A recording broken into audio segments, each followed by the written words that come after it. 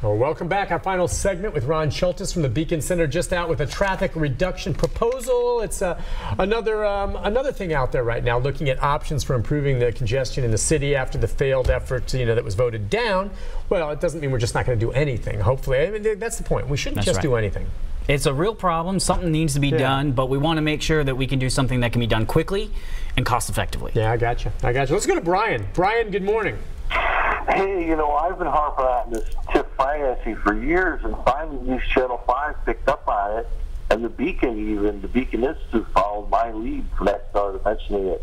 And now finally they realized that these TIF loans, if they hadn't, even after they're paid off, the excess property tax money wasn't used to pay for city services, fixing roads, cops, or even the schools, which I have a big problem with. Schools aren't being run right. Yeah. And he said the metro government agency needs to pay for more growth. So I don't know, that's a double whammy, because now you say you got a budget shortfall, and it also contributes to, so many more people coming in. Now, I've said before that, I don't know if you could quote me as saying against growth, and then even saying controlled growth. I don't know what I'm trying to say here, but it's just that, my God, you got to fix, even 440, it's not a city road, it's not a state road, supposedly it's a federal road. But my gosh, come on, you can't even drive. And then I go down Charlotte Avenue and I see buses packed. Nolensville Road, I see packed buses. Is that right? Before you see empty buses, but that used to be the case back when I lived in Bellevue. But now it seems like most of the buses are full. Yeah, and that's, well, I mean, is that true? I mean, you get a sense that more people are using buses. I don't know, we haven't done a show with MTA recently, but more people turning to public transit? What we've seen nationwide is public transit is actually declining. A lot of it has to do with lower gas prices. I was gonna say, sure. You want to know what has killed public transit ridership is lower gas prices, to be honest. But there are some areas, I'm sure, that are growing, but there are many areas that have low routes or low usage. And one of our ideas is to do a comprehensive review of all of these permanent bus routes. And, for the ones that really require a permanent route, keep it. If there are areas that it doesn't make financial sense to have a permanent bus route, you can do work with private ride-sharing companies like Uber and Lyft to service those areas on demand. There are other cities that have done this. Dallas, they worked with areas that they don't have bus routes, where it didn't make sense for them to have one, where you can get a subsidized on-demand door-to-door Uber or Lyft ride for dollars. There's a town in Canada that completely outsourced all of their public transportation. All their bus routes, they went from $8 million to $500,000 a year. Wow. On demand, $3, $4, or $5 Uber rides, depending upon where you're coming and going from.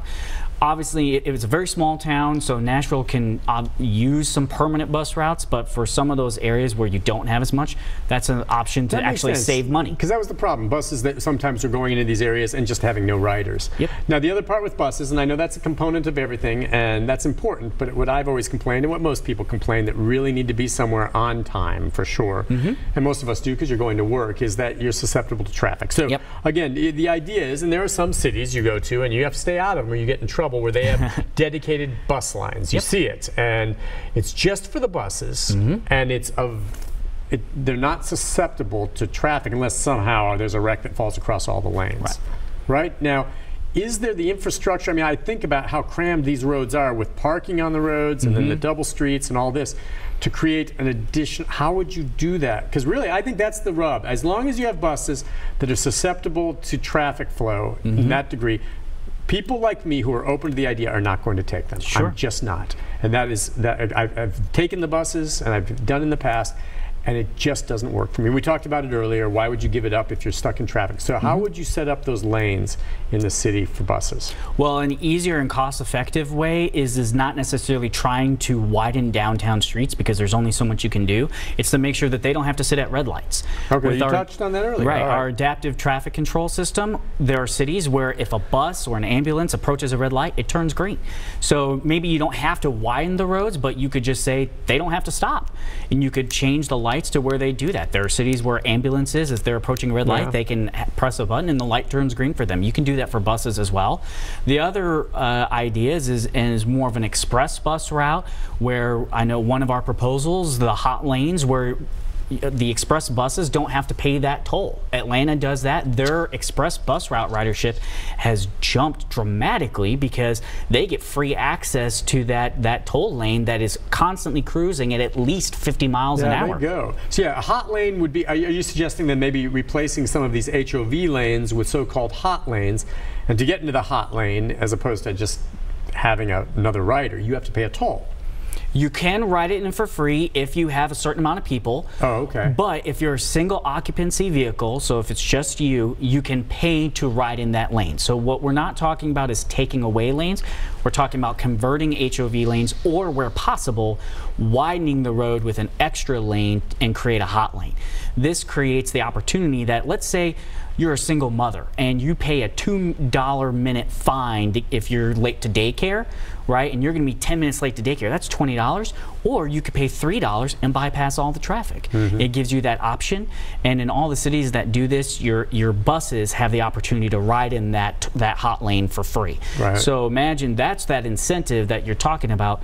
I can ride a bus. Maybe it's not as private and I got to work it out in my schedule, but I get to fly past traffic every day. That's sweet. That's a big, big incentive. Absolutely. That's a big, big incentive. So the idea of that, then you thought maybe a toll would be like $2 or $3, something like that? It would depend upon the traffic flow. They're dynamic. So for example, if it's 10 o'clock at night and there's not a lot of traffic, it could be free or a penny. Yeah. Whereas at 6 o'clock, when it's really bad, it would cost more. So it adds a free market pricing component as well, that would depend upon how much demand there is for it. Well, and the truth is, one reason I kind of like that idea, and I understand law enforcement's busy with so many other things, the HOV is not really enforced. No. I mean, you go in rush hour, and heck, look, I'll confess, I've been in the HOV lane sometimes when it's in those hours. I didn't realize it, and yet it's still, the traffic's there, and you look, and I'd say at least half of everyone I see on the HOV lane, maybe more, are by themselves.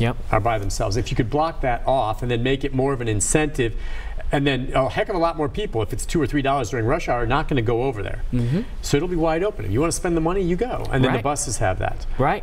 Hot lanes basically guarantee that I think it's 90% of the time, you're traveling at least 45 to 50 miles an hour. If you can guarantee that to somebody, that's a biggie. That's a biggie. Or, I use the single mother example, or let's say you're a plumber and you would have the opportunity to get one more job in. Let's say it's 4 o'clock. You could get one more job in if you could just bypass the traffic.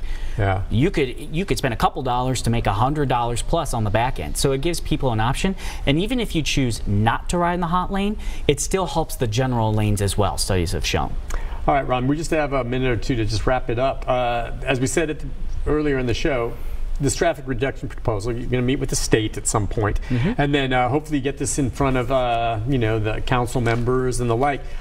How optimistic are you that some action will be taken in the next year or two, at least on some of these types of things, whether they come from you or some of these other groups that don't cost anything to address the traffic problem? Or do you think we're stagnating right now?